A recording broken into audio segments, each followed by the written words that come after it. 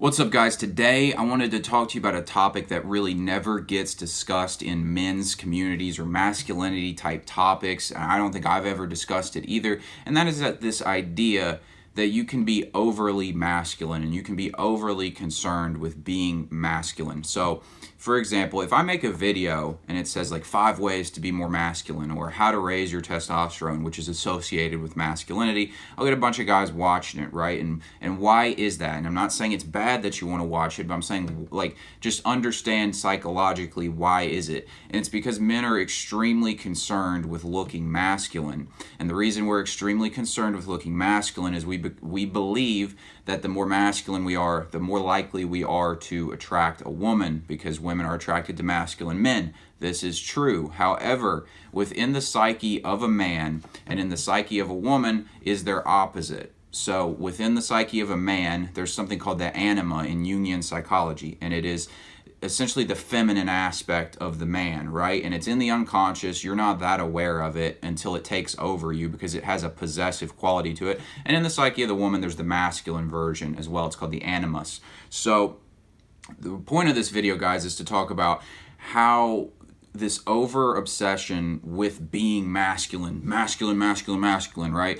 It has a negative effect on your ability to integrate this feminine part of you, and if you can't integrate it, if you suppress this part of you, it has the ability to take over your life, right? So you'll see a lot of guys who are extremely concerned with looking masculine. They'll be all big and bad and masculine, but in reality, it's a persona to cover up for the fact that they've got this really tender, weak interior, and that's their anima, right? So the masculine front of a man, which is his natural state, is prone to things like rationality and drivenness and like all the traditional masculine qualities, whereas this other part is more relational. The anima is more relational, it's more tender, it's more of the submissive part, right? And it's in a man's psyche because what happens in a man's life as he goes and he interacts with life is the anima projects onto everything out there, right? So it projects onto creative endeavors because creativity has a feminine quality to it. So the thing you are passionate about being creative with has to do with your anima.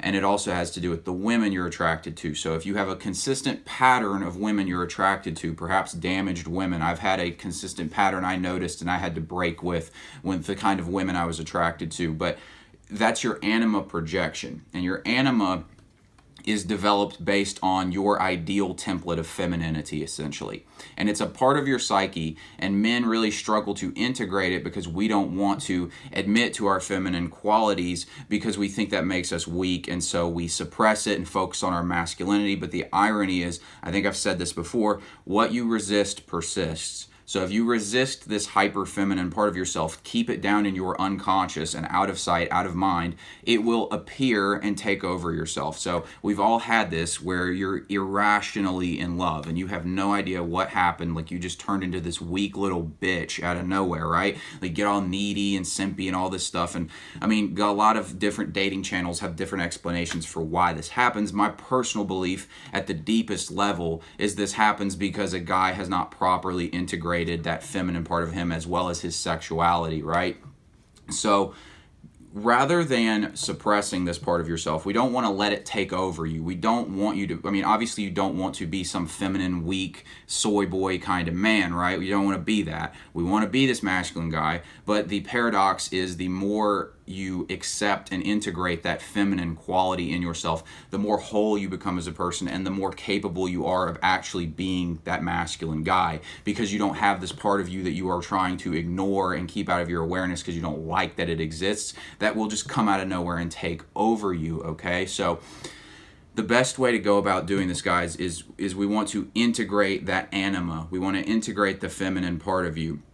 So if you find yourself in situations where you get, that like every guy has this and you might not want to admit to it in yourself, but that really tender part of you that just really wants to like love this girl or be really weak about it, right? All these things that like are typically not masculine, and they aren't masculine, they're from your anima.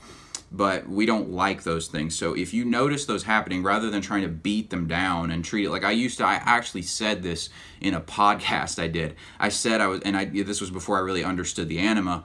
I said that I had this weak part of me, and that my reaction was I really wanted to somehow beat it out of me, like with a meat pulverizer. That was my reaction. That is like the definition of repressing this part of you. You want nothing to do with this part of your psyche that you think is weak and you don't like what it represents, basically. The best way to handle it is not to beat it metaphorically with a meat pulverizer.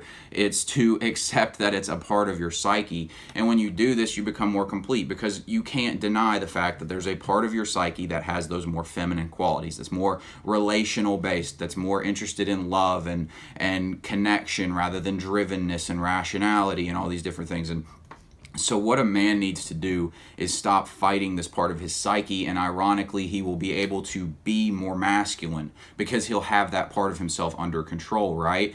People, I talked about this in a video, what was it called? Once you stop caring, she starts chasing. And it was essentially about integrating your sexuality. And when you integrate your sexuality properly and stop fixating on it, it has a way of making you more attractive, and it's because it stops dominating your life. So the things that you don't integrate have a way of dominating your life. If you haven't integrated your aggression, you become a very passive-aggressive guy who backstabs people, who's very malicious and like a shit-talking kind of guy.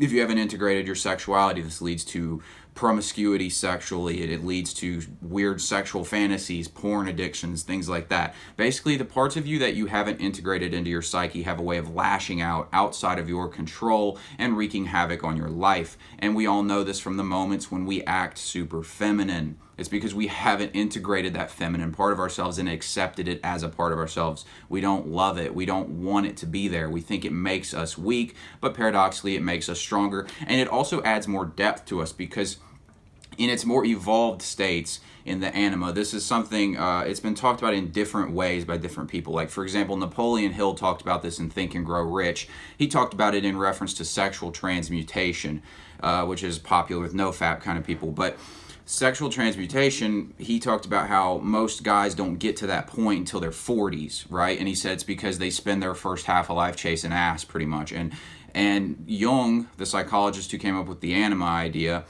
he said basically like your Anima, he talked about it in a different way, essentially, is your Anima evolves through different states, and it starts with the mother, right? Because your mother is your first feminine counteraction, right? It's usually the dominant imprint of your feminine ideal is from your mother at a young age. Then it transcends into your sexual attraction with women. Then it transitions into relational attraction, and ultimately it transitions into like creative pursuit and maxing out your creativity, which is what Napoleon Hill's talking about. You don't really get to that point till your 40s, where you have kind of transcended that physical, visceral, sexual desire that comes from this part of your psyche. So what I'm getting at here, guys, is you want this part of you to be a part of you, because it's essentially the life essence. It's the creative force of yourself. The more you resist and reject your Anima, the less creative you are, the less passionate about life you are, because this part of your psyche is the part that gives all that joy and meaning to you. So you don't want to resist it in favor of trying to be super masculine. So guys, this is it's a complicated topic, but essentially the point I'm trying to make here, guys, is what you resist persists. So if you resist the feminine part of yourself, it is going to lash out and take control of you in ways that you don't like. So the best thing to do is stop fighting your feminine qualities, accept them as a part of you, and they actually make you a more whole human. They make you more prone to creativity. They make you more prone to enjoying things and having more passion for life. And also, paradoxically, they make you more masculine as well, because you're just more whole in general. But guys, if you got something out of this video, give me a like so I can reach more guys through the algorithm. Hit the bell icon and subscribe button so you don't miss tomorrow's video. Thanks for watching, and I'll talk to you later.